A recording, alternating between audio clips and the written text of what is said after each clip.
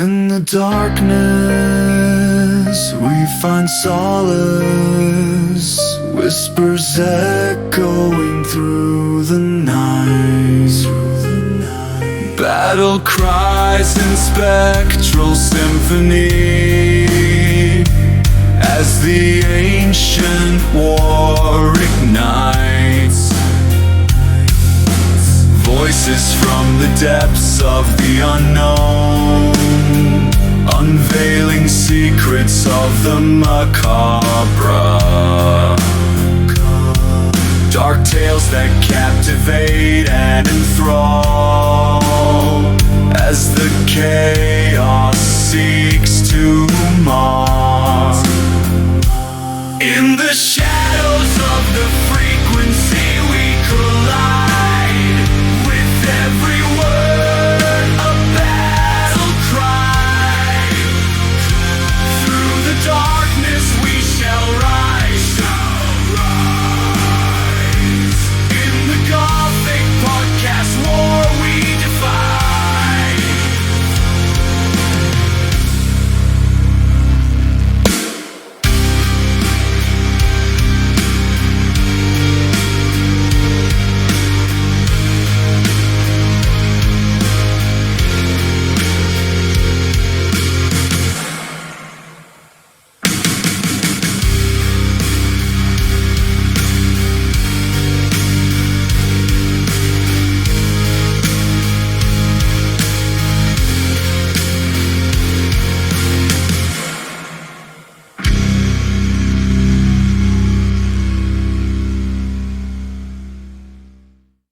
The Magicians, Pod Wars, the war is live. Sandman, my office now, shouted Sandy's boss from his office. Sandy walked to his boss's office. Walking in he saw a friend. "Hi Blake," said Sandy. "Hello Daniel," said Blake Alexander, the host of the TV news show The Blake Report. "Hi, Mr. King," said Sandy. "Hello, Sandman." "Blake had an idea," said Orlando King, their boss. "He did? What is it?" asked Sandy. "A podcast," said Blake. "A what?" asked Sandy. "A podcast, an audio blog," said Lando. "Oh," said Sandy. "Blake thinks you two should do one," said Lando. "Oh, okay, sir," said Sandy. "I'll explain it," said Blake. "Thanks," said Sandy. "Welcome to the Blake and the Sandman podcast. I am Dr. Blake Alexander," said Blake, talking to a podcasting microphone in his kitchen. "And I am the Sandman," said Sandy, talking to another microphone. "Ken, have you heard of the Blake and the Sandman podcast?" asked the boss of Ken Darby, a reporter at a rival newspaper. "Yeah, it's really good, I'm addicted to it," said Ken. "I want you to do a podcast to rival it," said the boss. "I won't be as good as them," said Ken. "I want you to be better," said the boss. "Hello, welcome to the Daily Times podcast," said Ken in his office at home. "Your podcast was garbage," said Ken's boss the next day. "I told you I wouldn't be good," said Ken. "How many views did you get?" asked the boss. "2 so far," said Ken. "That's atrocious," said the boss. "I didn't expect more," said Ken. "My podcast is live at the same time as the other podcast.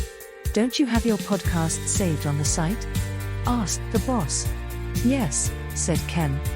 "Do better, or look for another job," said the boss. A week later, in Blake's kitchen, "Sandy," Blake said mid-podcast, and a Grim Reaper walked into the room. "Down, everyone!" shouted the Reaper. Blake and Sandy did as they were told. Bullets peppered the house from the street. "What is going on, boy?" Blake said to Lance the Reaper, his son. "Someone shot up your house," said Lance, who was also Sandy's best friend. "Tempest told me to come." Tempest was Lance's brother, who saw all of time. "Blake, call the police," cried Sandy, running over to Blake's wife, who had been shot. "Angela," cried Blake, seeing his wife throwing his phone at his son. "What's that for?" asked Lance. "Call the police," said Blake. "Okay," laughed Lance. He rang the police. "Hello? Who am I?" "The necromancer," Yes, that one. I'm calling to report an assassination attempt. Not by me. Someone was shot. Who? My stepmom. Is she dead? Now my dad's looking after her. Is she dead? No. We need the police, not a chat. Tell them I'm taking my angel into the hospital, said Blake. Dad's taking Mum to the hospital, said Lance. Blake teleported with his wife and Sandy to the emergency room at the hospital. Blake also worked as a coroner. Dr. Death, are you bringing your own patients now? Asked an orderly, seeing Blake and his wife. I need help, not you, she's my wife. She was shot in a drive-by shooting at my house, said Blake. Who is your friend? Asked the orderly. Daniel, my colleague, said Blake. Is he a magician too? Asked the orderly. Yes, said Sandy and Blake. Blake took his wife to the reception desk, and they told him to fill out some forms as they got a doctor to help. The next day, Blake sat on the set of the TV show he hosted. You may have heard that last night while doing my Blake and the Sandman podcast with my friend Daniel Sandman, someone did a drive-by shooting of my house and my wife was shot. She's stable, I must say. Blake said, the police are now looking for the shooter. The next day, the podcast of Blake and Sandy was a smash hit.